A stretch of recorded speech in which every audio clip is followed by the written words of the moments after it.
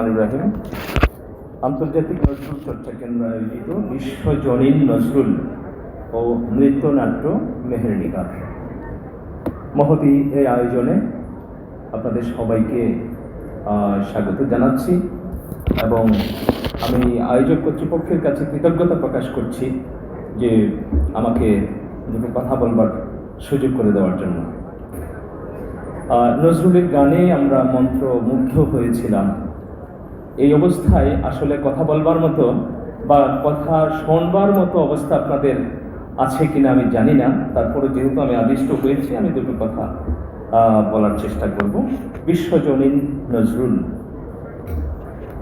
কাজী নজরুল ইসলাম তার জীবনের শেষ অভিভাষণে 1941 সালের 6 এপ্রিল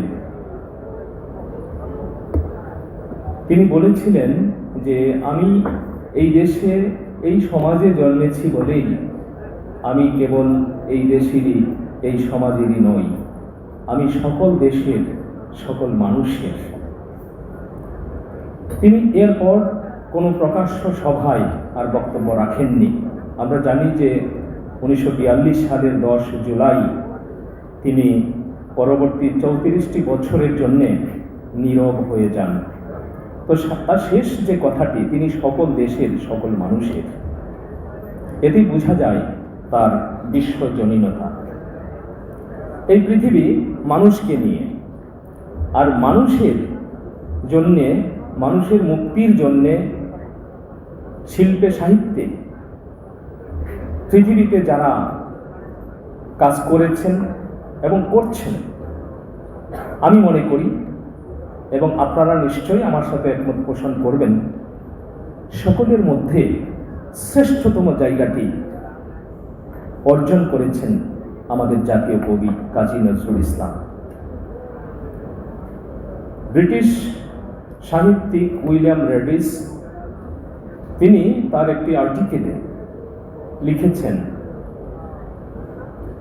যে পৃথিবীতে যত জায়গায় অন্যায়ের বিরুদ্ধে, অত্যাচারের বিরুদ্ধে কবিতা ব্যবহৃত হবে, তত জায়গায় নেতৃত্ব দিবেন বাংলাদেশের জাতীয় কবি কাজী নজরুল ইসলাম।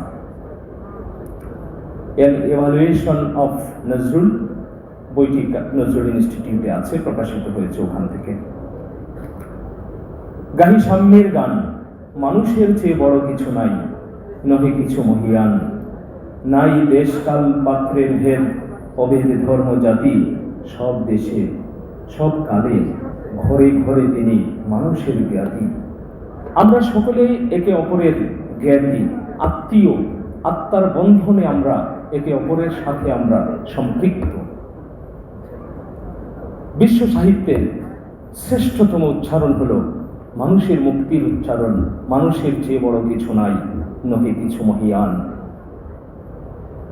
কাজী নজরুল ইসলাম মানুষকে তার যে ইনবিল্ট যে মর্যাদা, স্রষ্টা তাকে যে সহজাত মর্যাদা দিয়ে পৃথিবীতে পাঠিয়েছেন, সেই মর্যাদার জায়গায় মানুষকে তিনি প্রতিষ্ঠিত করবার জন্য কলম ধরেছিলেন।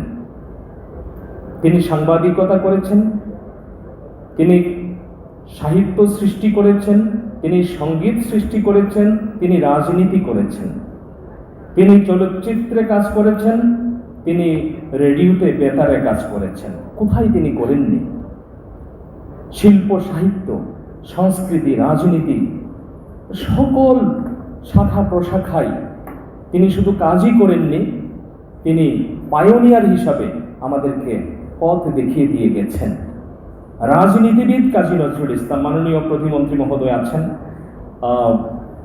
আমাদের সাবেক ক্যাবিনেট সচিব মহোদয় আছেন।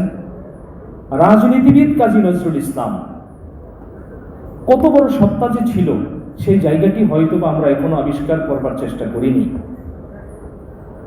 তিনি যখন দেখলেন যে একটি পরাধীন দেশ, এই পরাধীন দেশে একজন কবির প্রথম বক্তব্য হওয়া উচিত স্বাধীনতার বক্তব্য, কিন্তু স্বাধীনতার কথা যারা বলেননি, সেই জায়গাতে কথা বলতে আসবেন কাজী নজরুল ইসলাম।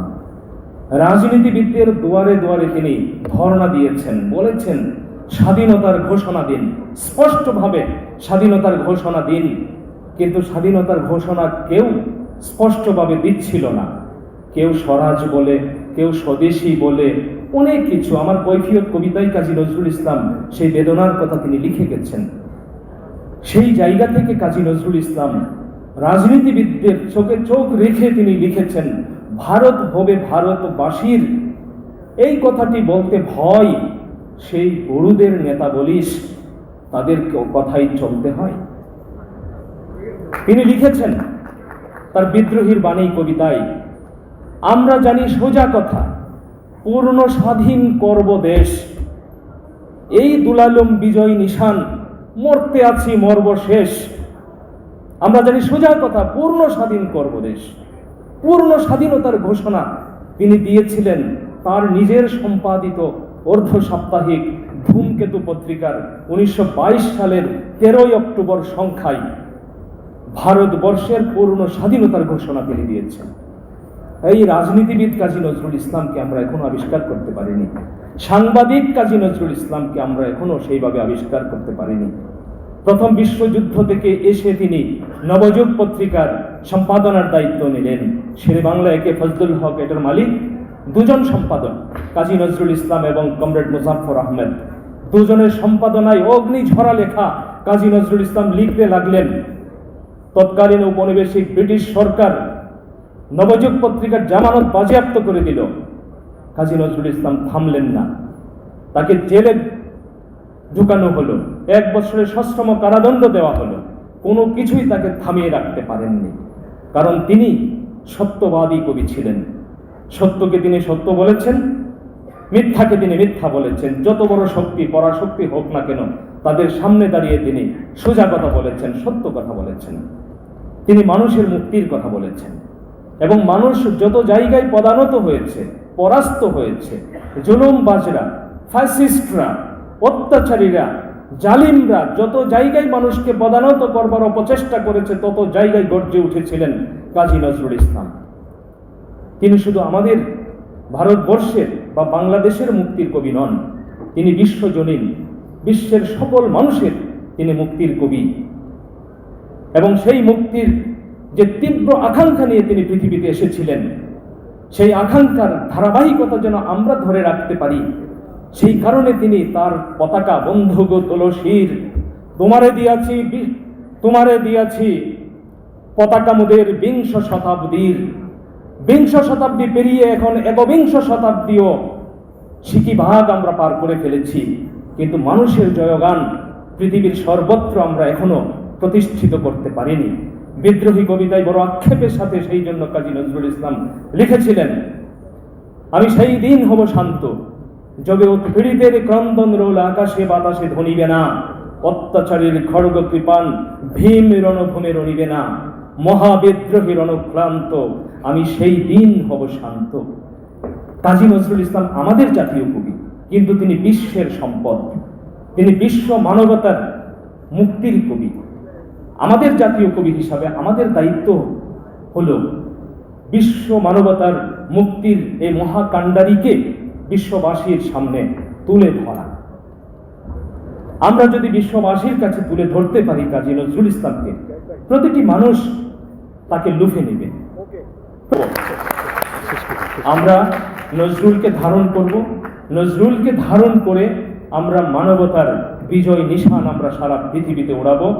কাজী নজরুল ইসলামকে ধারণ করা মানেই হলো মানুষের পাশে থাকা, সকল মানুষকে নিয়ে মানবতার মুক্তির জয়গান গাওয়া। সবাই ভালো থাকবেন। বিশ্বজনীন নজরুল বাংলাদেশ থেকে সারা পৃথিবীতে এই বার্তা ছড়িয়ে পড়ুক, এই কামনা করছি। সবাইকে ধন্যবাদ।